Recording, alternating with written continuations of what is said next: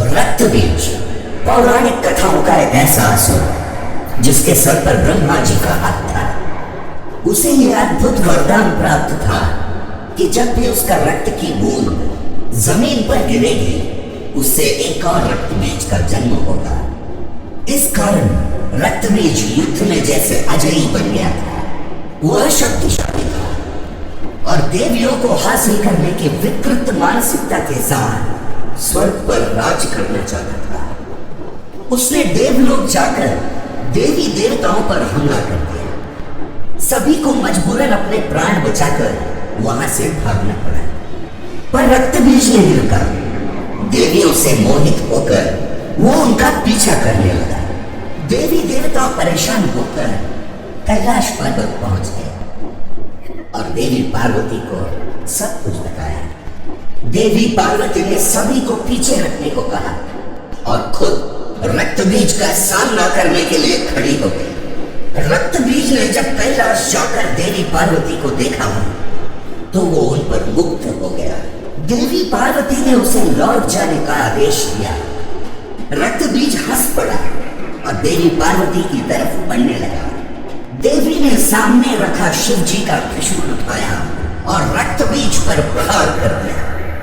परिणाम स्वरूप रक्त बीज के शरीर से रक्त टपकने लगा और फिर ब्रह्मा जी के वरदान के अनुसार रक्त की हर एक बूंद से एक रक्त बीज का जन्म हुआ। यह देखकर देवी कोपित हो उठी और सारे रक्त बीजों पर हमला कर दिया। इससे कई और रक्त बीजों का जन्म हो गया। देवी पार्वती का क्रोध अब आसमान छूने लगा था। वो अपने गुस्से पर काबू नहीं रख पा रही थी। जब उनका गुस्सा चरम सीमा पर आ गया उनका शरीर काला पड़ने लगा।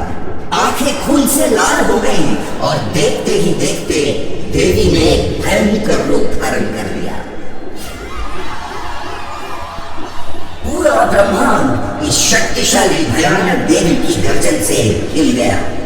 वे राक्षस जो पराक्रमी देवी के सबसे निकट खड़े थे उनके गर्जन से ही भस्म हो गए।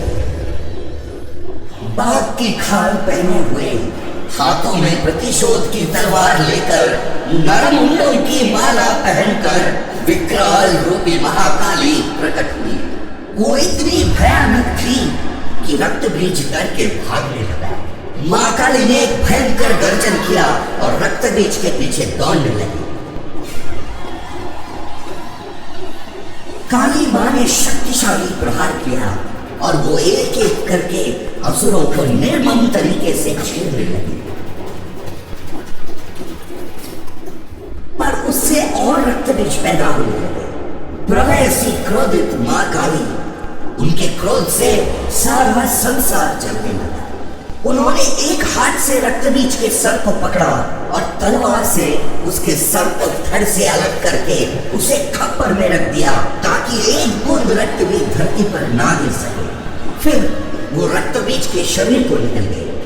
काली मां की एक ही सांस में बाकी असुर भी उनके मुंह में समा गए और मां काली की चीरती हुई हंसी की आवाज से आसमान कांप उठा। इस तरह असुरों के नायक रक्त बीज का भयानक वध हुआ। उनके गुस्से ने जैसे खुद उनको ही अपने वश में कर लिया। उनके तांडव से त्रिलोक में हाहाकार मच गया। सब कुछ तबाह होने लगा। देवी देवता चिंतित होकर महादेव के शरण में गए। महादेव भी कालिका को रोकने का साहस नहीं कर पाए। ऐसा लग रहा था जैसे कुछ भी नहीं बचेगा और फिर से जीवन का पतन हो जाएगा। महादेव के पास अब देवी को रोकने का एक ही रास्ता था। वो काली मां के सामने एक शव की तरह लेट गया। देवी तांडव करते हुए आगे बढ़ रही थी कि अचानक उनका पैर महादेव के शरीर से टकराया और वो शिव जी के ऊपर खड़ी हो गई। जब उन्होंने नीचे देखा तब उन्हें एहसास हुआ कि जिन्हें वो अपने पैरों के नीचे गुजर रही थी वो उनके पति साक्षात भगवान शिव जी। तब जाकर मां काली शांत हुई। इस प्रकार खत्म हुआ रक्त बीज का आतंक और मां काली का तांडव। मां काली के शरण में दीपावली के एक दिन पहले काली चौदस मनाई जाती है। इस दिन को काली पूजा होती है और इस दिन को नरक चतुर्दशी के नाम से भी जाना जाता है।